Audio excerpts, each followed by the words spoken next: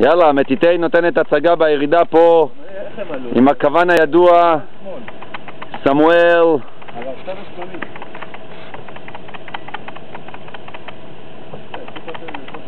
כן, כן.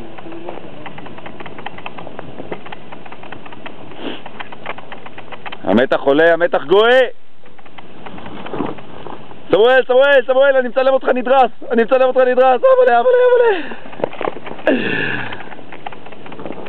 אבא. לא, כל הכבוד לחיים שהוא מצליח לישון